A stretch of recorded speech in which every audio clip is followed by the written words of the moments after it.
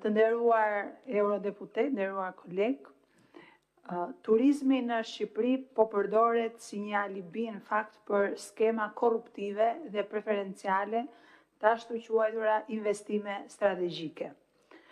Këta të fundit, investitorët strategjik e kanë përfituar këtë status jo rrallëherë në mungesë të theksuar të procedurave të konkurruese, të transparencës publike, por mbi të gjitha kanë qenë persona ose të veshur me pushtet politik, si në rastin e bashortit të ish-ministres jashtme Zonjës Xhaçka, apo të pastrimit parave nga krimi organizuar nëpërmjet individësh prestanome pa historik të kapitalit financiar të justifikueshëm.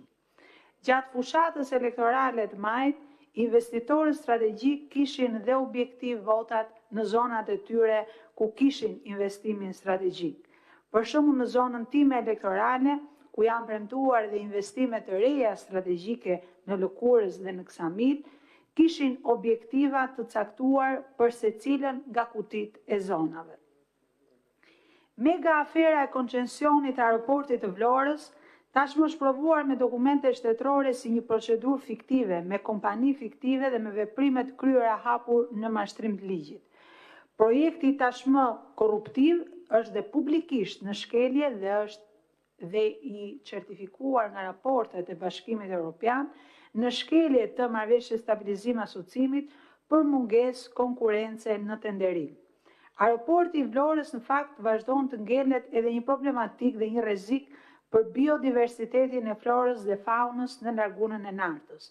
Ndoshta ishte edhe mallkimi i lagunës së Nartës për atë që ndodh dhe pasqyrimin e realitetit që ndodhi nga konfliktet e ndarjes së plaçkës së Mar nga socialistët.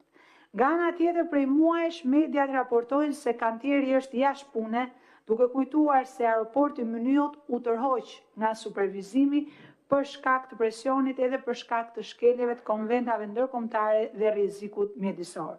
Gjithsesi, dëmi që shkaktuar dhe aktualisht edhe nëse projekti nuk përfundon, do të krijojë një ndotje afatgjat mjaft të rëndë për mjedisin e një zone të mbrojtur.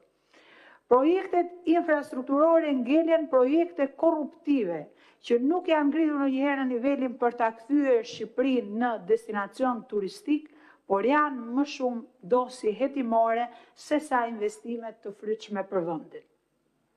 Ligji numër 81/2017 i zonave të mbrojtura, i cili ishte hartuar me legjislacione dhe me parimet europiane, me asistencën e ekspertëve europian, në fakt u ndryshua duke mos u parafruar me standardet e Bashkimit Evropian, duke u kundërshtuar nga ambientalistët, por edhe nga delegacioni i Bashkimit Evropian, dhe tashmë ky ligj është në fuqi, duke mos garantuar në Shqipëri ekzistencën e zonave të mbrojtura. Çdo zonë e mbrojtur në Shqipëri mund të kthehet në një investim strategjik, mund të kthehet në një ndërtim nëse merr lejen e qeverisë. Pra nuk ka asnjë ndalim për të ndërtuar në zonat e mbrojtura.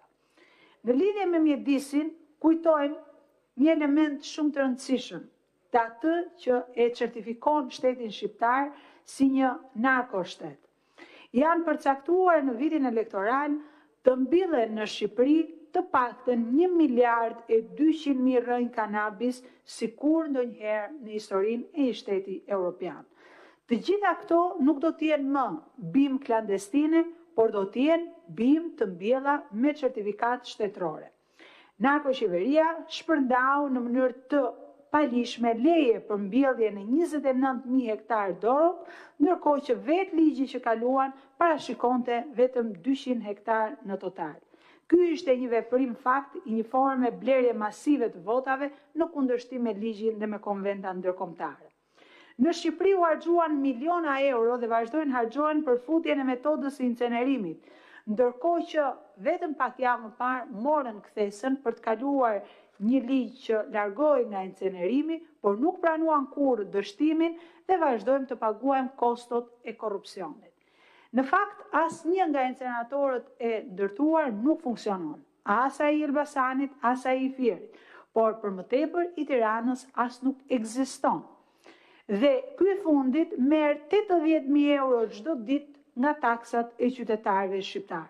një aferë në fakt 430 milion euro, ndërkohë që problemi i mbetjeve ngelet thelbësor në Shqipëri dhe është shtuar dhe është bashkuar me problemin e korrupsionit dhe zyrtarët e lartë kanë shkuar në burg, po ende të tjerë do duhet të shkojnë në burg për këtë aferë. Mbetjet janë problematikë kryesore për sa i përket menaxhimit të mjedisit, por edhe të turizmit. Ju e pat edhe ishit dëshmimtar të atyre që vizitojnë Shqipërinë, por edhe të atyre që njohin Shqipërinë, se si gjatë sezonit turistik, qytete si Vlora dhe qytetet tjera turistike, por edhe Elbasani, meqense ka dhe një afiliacion bashkëkryetari, diqnin plera në ajër të pastër për të krijuar atë mjedisin e ri të turizmit. Bashkimi Evropian në fakt nuk mbështet aferat korruptive që fshihen në pretendimin e zhvillimit turizmit apo të mjedisit, apo me demek procesit integrimit. Kjo është pamja reale që ka Shqipëria sot dhe në drejtim të turizmit dhe në drejtim të mjedisit, praktikisht jemi të mbështjellë nga afera korruptive dhe të dështuar. Për sa i përket për ta mbyllur dhe besoj që jam në kohë, asaj që tha kolegja Gjuzi, që ne jemi pengesë për integrimin, me thënë drejtën, arritjet më të mëdha që janë bërë për Shqipërinë në rrugën jo vetëm të integrimit, por edhe në rrugën e bashkëpunimit ndërkombëtar, që nga liberalizimi i vizave, antarësimi NATO, Këshillit të Evropës, janë bërë në qeverisjen e Partisë Demokratike. Dhe ju rikujtoj që të vetmit që kanë penguar procesin e integrimit janë socialistët në vitin 2011 me 3 ligjet e famshme dhe me mbajtjen peng për sharkun e Firit. Ndërsa Partia Demokratike edhe kur ka qenë në protesta për të drejtat e saj kushtetuese, nuk ka munguar kurrë nga mbledhjet e Komisionit të Integrimit, nga marrëveshjet për integrimin, ka qenë gjithmonë atje, ka qenë për të ecur përpara në rrugën e integrimit, sepse ne besojmë që kontrolli evropian do t'ju çojë dhe juve në llogaridhënie më të mëdha. Shumë faleminderit.